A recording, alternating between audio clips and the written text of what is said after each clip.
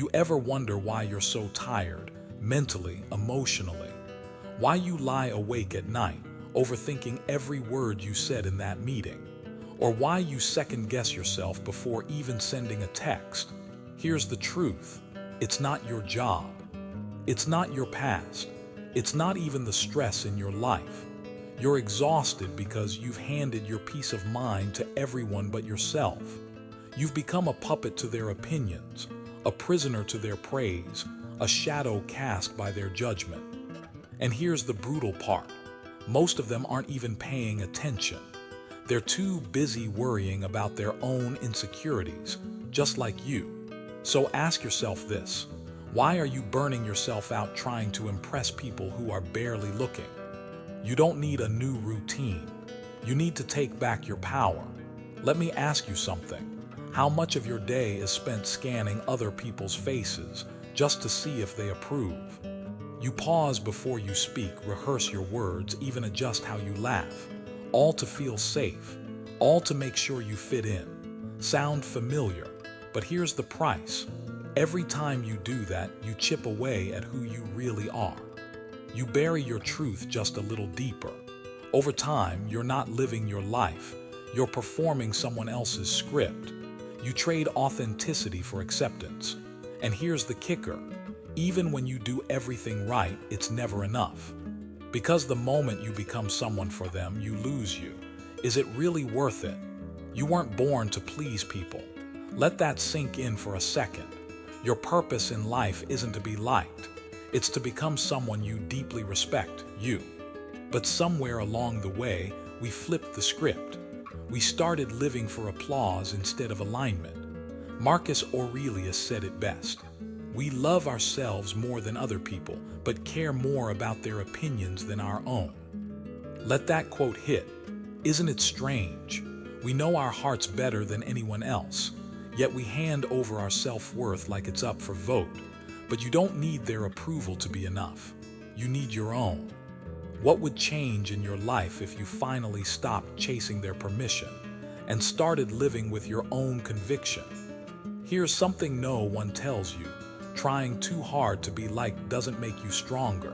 It makes you smaller. Not because you're failing, but because you're insecure. And that insecurity, people can feel it. The more you chase validation, the more people stop respecting you. It's harsh, but true. They sense the neediness, and it repels them. Not because you're not good enough, but because you're not owning your worth. And worst of all, you begin to disappear in your own life. You become so focused on being who they want, you forget who you are. So ask yourself this. Are you being seen, or are you just performing? You don't need to be perfect to be respected. You need to be real. One of the most freeing truths I've ever learned comes from the Stoic philosopher Epictetus. He said, "There are things within our control and things outside of it." And guess what? Other people's opinions, that's not your domain. You don't control what they think. You don't control how they interpret your words or judge your choices. What you do control is how you show up. Are you speaking your truth? Are you aligned with your values? That's your job, not managing how others react. Because the second you make their perception your priority, you lose sight of your own path. So the real question is this. Are you living to be understood or to be at peace? Let me ask you something real.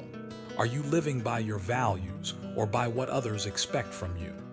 Every time you say yes when you meant no, every time you laugh at something you don't find funny, every time you stay silent because you're afraid of being judged, you're not keeping the peace.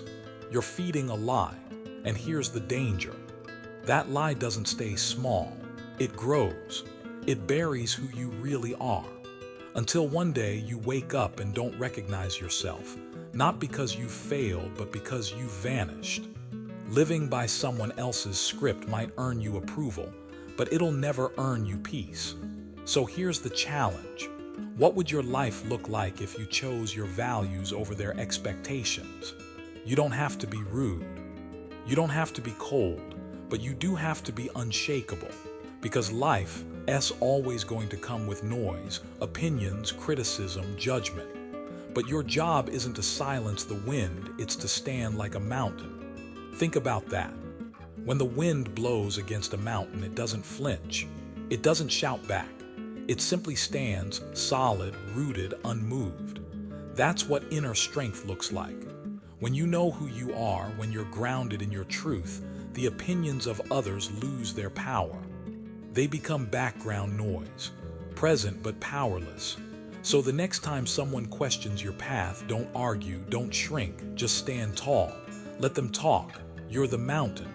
You want to know where real strength begins. It's not when people finally cheer for you. It's not when they understand you. And it's definitely not when they like you. Real strength begins the moment you stop needing any of that. It's when you no longer feel the urge to justify who you are or explain why you think, believe, or live the way you do.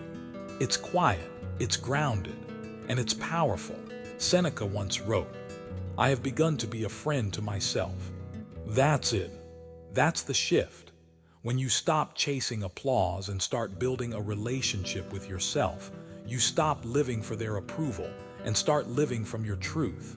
And that's when the game changes. Let me remind you of something powerful. Your worth does not change based on what others say. A compliment doesn't make you more valuable.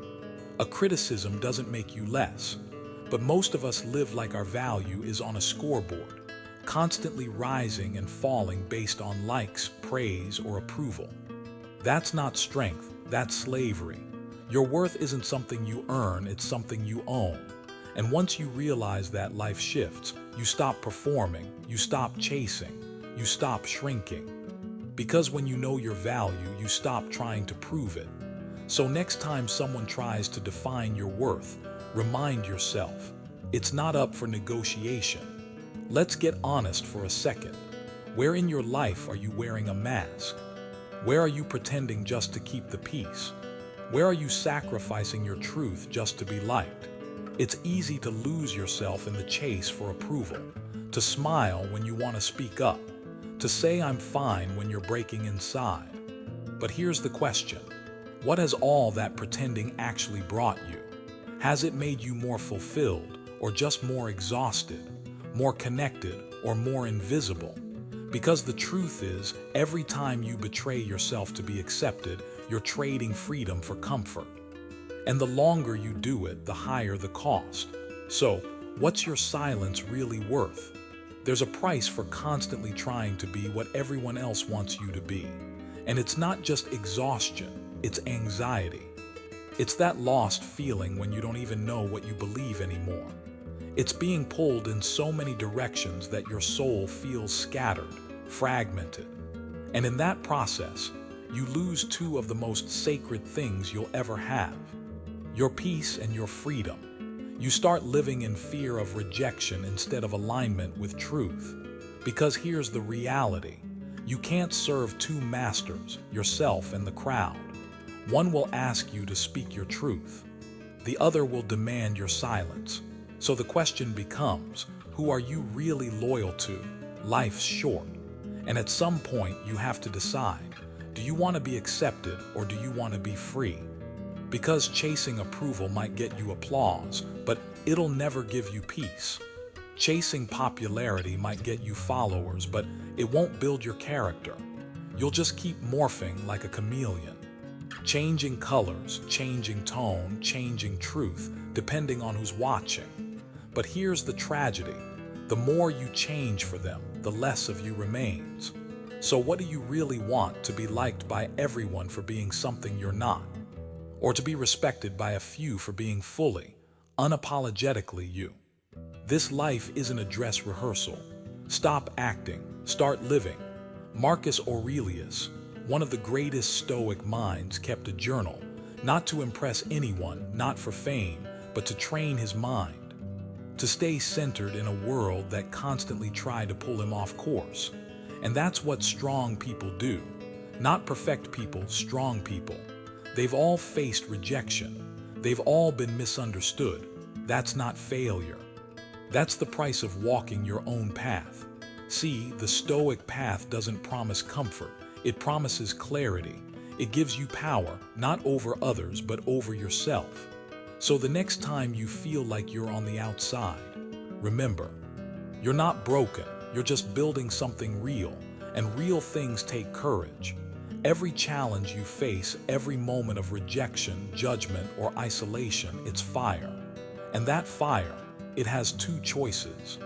It can burn you down, or it can forge you into something stronger. The difference isn't the heat, it's what you choose to do with it. People who live with virtue, who aim for excellence over comfort, they don't crumble under pressure. They don't bend to gossip or criticism.